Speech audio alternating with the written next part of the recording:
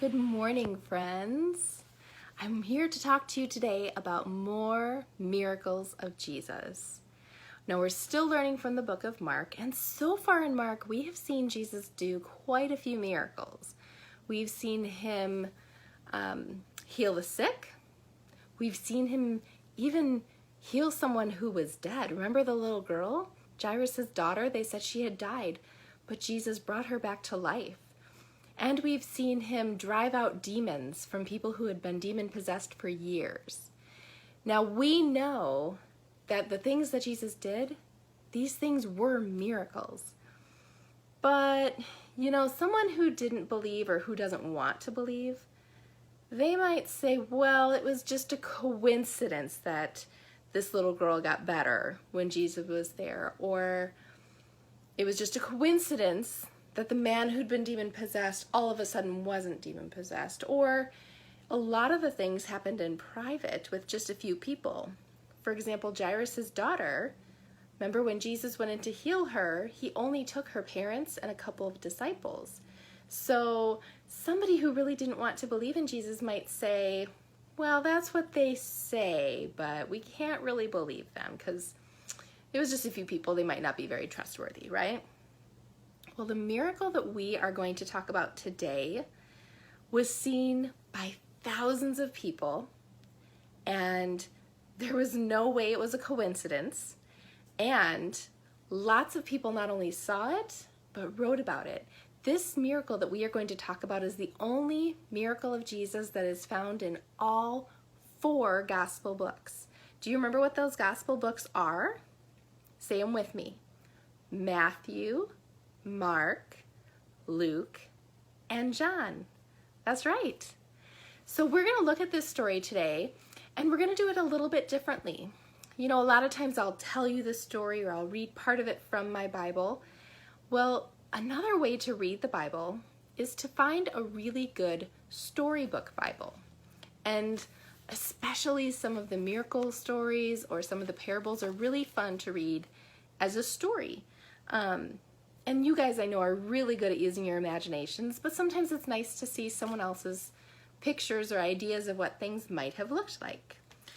So today I'm going to read to you from one of my favorite storybook Bibles. It's called the Jesus Storybook Bible. Can you all see that? And I love this storybook Bible. Parents, if you don't have this, this is a great one to get because not only are the miracle stories about Jesus, but even the stories in the Old Testament point to Jesus. And this Bible, this storybook Bible, makes it really clear how those stories in the Old Testament point right back to Jesus, so that we know that the whole Bible is all about Jesus, even the whole Old Testament before he was even born. So, the story I'm reading to you today is called Fill Full. And as I read, I'm going to let you look at the pictures in the pages. You ready? Filled full. There were once 5,000 tired and hungry and probably very grumpy people sitting on the hillside wanting their dinner. They'd come to hear Jesus that day. They came before breakfast, stayed all morning, all afternoon, and way past dinner. No one had meant to be out there that long, but that's how it was listening to Jesus. As if time didn't exist. People could listen to Jesus for hours, and on this particular day, that's just what they did. But they hadn't brought enough food, and they couldn't just go and buy themselves a burger and fries to go, because of course, they were in the middle of nowhere with no shops or restaurants. Besides, that kind of food wasn't invented yet. What would they do? Jesus' friends had an idea. Let's send everyone home for dinner. They don't need to go, Jesus said. You can give them something to eat. Did Jesus want them to travel all the way to town and buy food for everyone? Jesus' friends panicked. But we don't have enough money. What food do you have? Jesus asked. Go and see. Now there was a little boy in the crowd. He had brought a lunch that his mother had made for him that morning. He looked at his 5 loaves and 2 fish. It wasn't much, not nearly enough for 5,000, but it was all he had. "I have some," he said. Jesus' friends laughed when they saw his little lunch.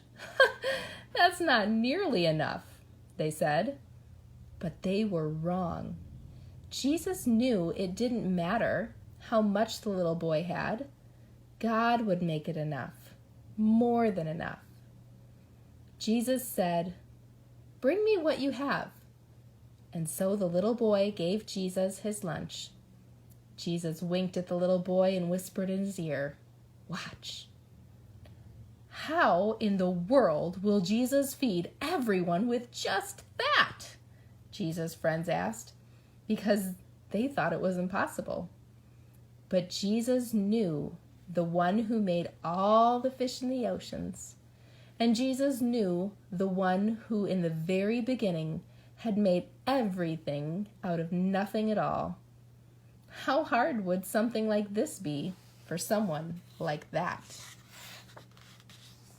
Jesus took the little boy's lunch, looked up to heaven, and thanked his Father.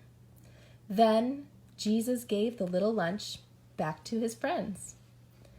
As Jesus' friends started to hand out the food, do you know what? It was the strangest thing. No matter how much they broke off, there was always more, and more, and more. Enough for 5,000. Everyone ate as much as they wanted, seconds, thirds, even fourths, until they were full, and still there were leftovers. Well, Jesus did many miracles like this, things people thought couldn't happen, that weren't natural. But it was the most natural thing in the world. It's what God had been doing from the very beginning, of course. Taking the nothing and making it everything. Taking the emptiness and filling it up. Taking the darkness and making it light. Wow, what an amazing miracle. And no one could deny that it happened. They all watched it happen right in front of them. Now, it shouldn't have been possible. I mean, think about it. If you have like 2 Reese's cups and 3 M&Ms, are you going to be able to split that between 10 of your friends? Well, not with everybody getting full, right? Everybody's going to want more. Now imagine splitting that between 5,000 of your friends. Humanly, it's not possible. But it did happen. And the only reason it could happen is because of Jesus. Our verse for this week, our memory verse that you're going to memorize with your family, is found in the book of Matthew. And it's Matthew chapter 19, verse 26. And it goes like this. Humanly speaking, it is impossible. But with God, everything is possible. Do you ever feel like something is too hard for God, or that it's too much of a miracle to even ask for? Well, don't. Don't think that way, because nothing is impossible for God.